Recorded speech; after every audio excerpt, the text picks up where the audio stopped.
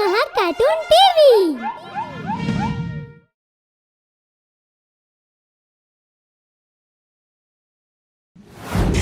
Jingle Bell. December 25th.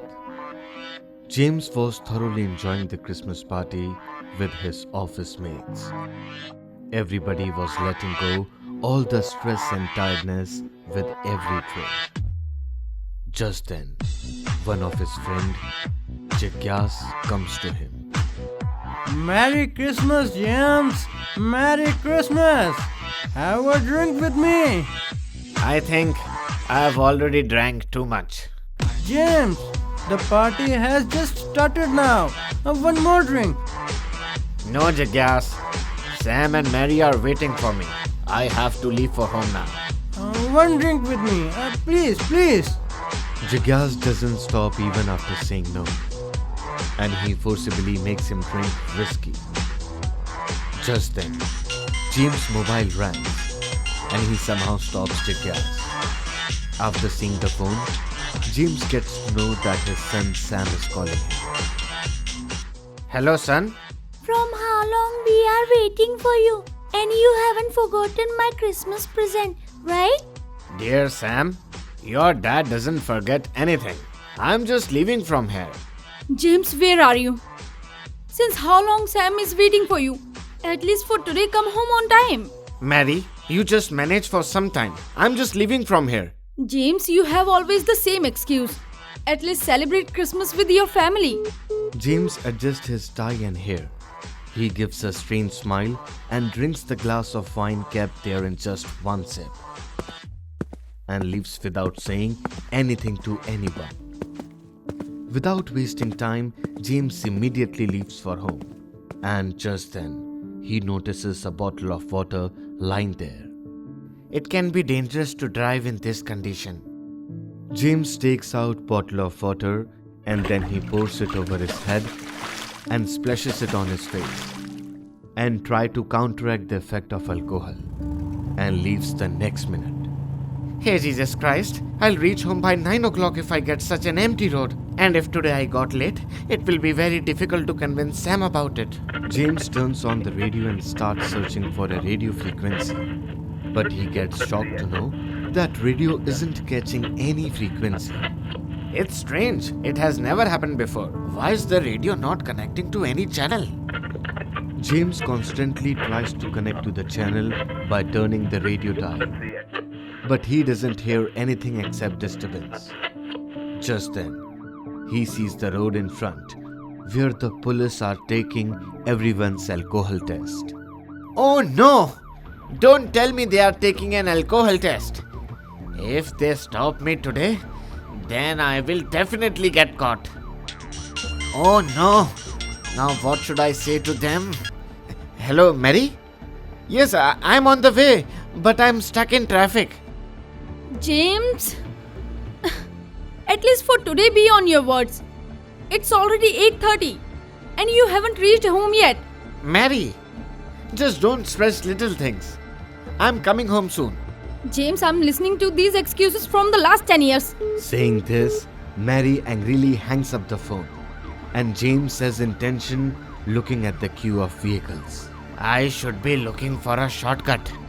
James opens navigation on his mobile and without wasting any time takes a U-turn and heads towards the new route. James, following the navigation, descends on a narrow path surrounded by a dense forest on both sides.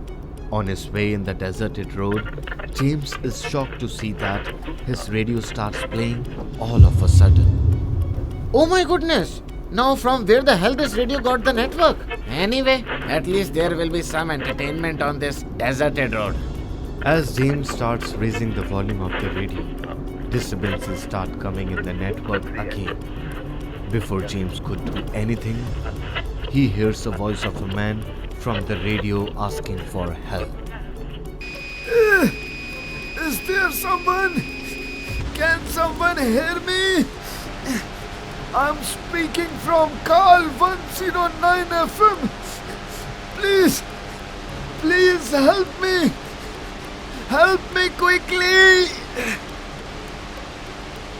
What's going on now? Is some radio jockey doing Christmas pranks?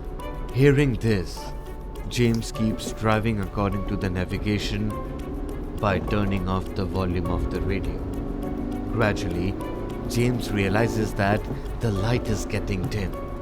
Suddenly, James' phone also goes off, and James stops at a crossroad. Oh shit, man! Now, how will I know the way ahead? While running out of time and in the tension of reaching home on time, James trusts his lucks and turns the car to the left. Then suddenly, the same sound comes from the radio again. Hey, jingle bell, jingle all the way. Oh, what fun it is to ride in a one-horse open sleigh. Hey, jingle bell, jingle all the way. Can someone hear me? I'm speaking from Carl 109 FM. Please help me. Help me quickly. I don't know what is happening here. Is there something wrong? Anyway, at this time, it is more important for me to reach home. James continues to drive his car on the rough road when he notices a large rusty gate on his left side, on which he finds a crooked board of Carl 109 radio station was hung. This is the same station from where that voice for help was coming again and again. It must be RJ's Christmas prank. I must leave. James ignores the station and proceeds hurriedly when his car abruptly stops with a jolt. James panicked and got out of the car and hurriedly opened the hot bonnet with his hands, and a huge stream of hot smoke spreads all around. Shit! Not again! I can't believe it! There is no mechanic or even a phone. James, whatever you do, it always ends with a mess. James looks around in search of help, but he sees nothing but a forest and an empty road. Just then, Yes, there was a radio station behind there, and there must be a phone. But should I go there? without wasting any time, James walks towards the station. Just then, he felt a strange movement from the bushes around him. What was that? James, where the hell are you stuck? In such a place, I should keep something with me for safety. Seeing the condition of this radio station, it doesn't seem that there will be any visitors or staff here. James, standing in confusion, was lost somewhere. He didn't understand whether he should go inside or not. Just then, he again felt some movement in the bushes, and he turned back and shouted, Who is it? This car means there must be someone inside. I should immediately call the mechanic for help. James starts getting more anxious when he hears the sound of Jingle Bell coming from the recording room. Hey, jingle all the way. Oh, what fun it is to ride in a one-horse open sleigh. Hey, jingle bell, Surely there is someone inside. Definitely I'm going to get some help there. Hello? Someone there? I want to make a call. James is shocked as he enters the recording studio calling for help. But he gets stunned seeing the inside view. No one was there, and the radio was operating on its own. What's wrong with this place? There is no one here. So, how this machine is operating on its own? Thank God there is a phone. James, without thinking of anything else, goes straight to the phone. And as he picks up the receiver and keeps it on his ear, James hears the sound of Jingle Bell song from the phone. James repeatedly says hello, but the song is continuously playing from the other side. Before James can understand anything, he realizes that someone has grabbed his leg from below, and as soon as he looks down, he gets stunned. Who are you? Leave me! Please help me! Seeing the blood pouring out of his mouth, James jolts down to free himself. He was terrified on seeing the blood splattering on his clothes. Who are you? And what the hell is happening? Help me! Get me out of here, please! Get you out of here? But who are you? And how did all this happen?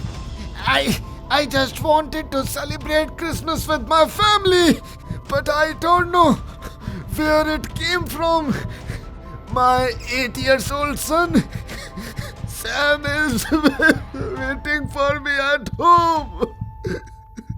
And I'm tied here with this pillar.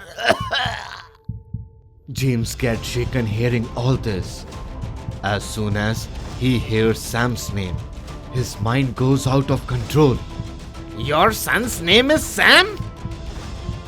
James gets furious and tries to know the truth from him by grabbing the blood-drenched Christopher by his collar. Look, whoever you are, I will not tolerate such a lousy joke anymore. Do you think all this is a joke? You think this blood is fake? And this? He lifts his shirt and shows a deep wound on the side of his waist, as if a ferocious beast had pricked him.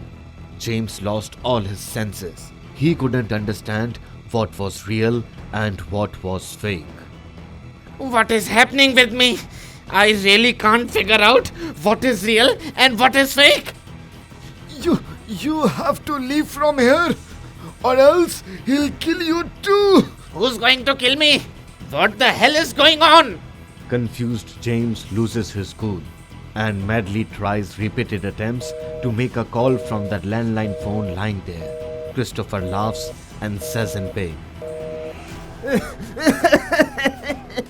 This phone, this radio is all a dummy. Nothing will work. What do you think? I have not tried. Who tied you up here? I don't know what exactly that thing is. But yes, neither it is a human nor an animal. Who are you talking about? Who is he? They both were talking. Just then, a voice of a crying infant started coming from the corner of the studio. From where the hell this crying child's voice is coming? Tell me, what are you hiding from me? You get out of here as soon as possible! James didn't believe what Christopher was saying. James starts searching here and there. Seeing that, Christopher started shouting loudly.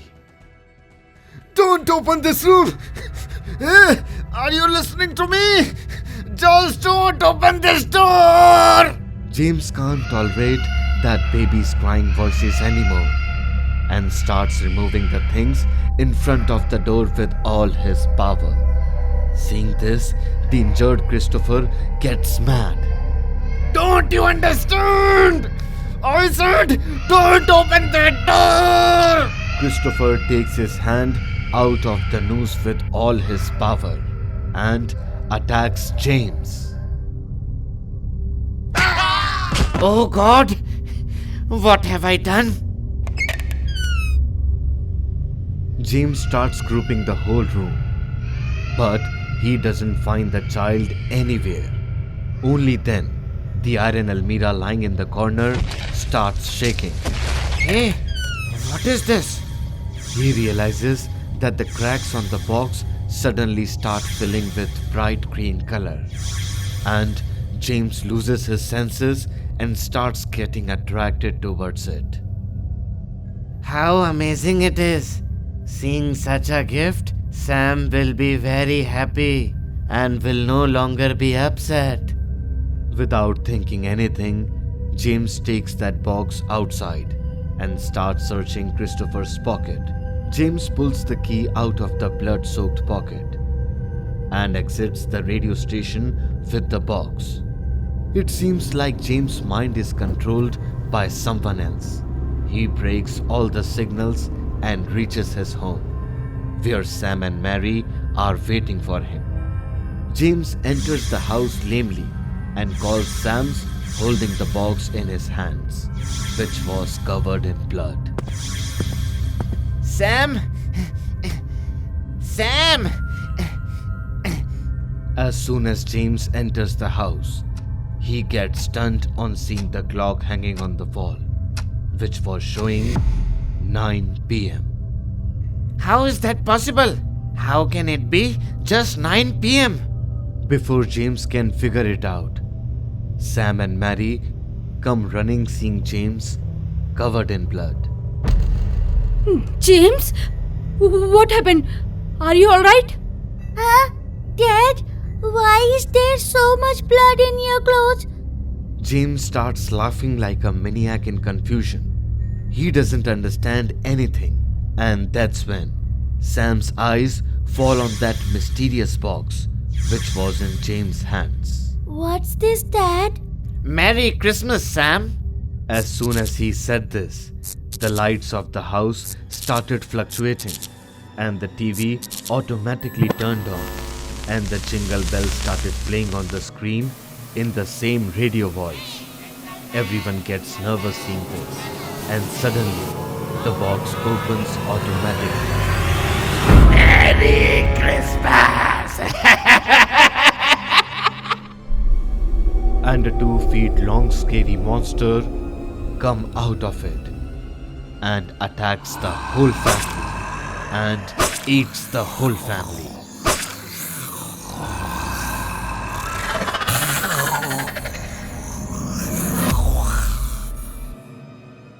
If you enjoyed this video, do like, share and comment, and to be the first person to watch our videos, make sure to subscribe the channel and press the bell icon for timely notifications.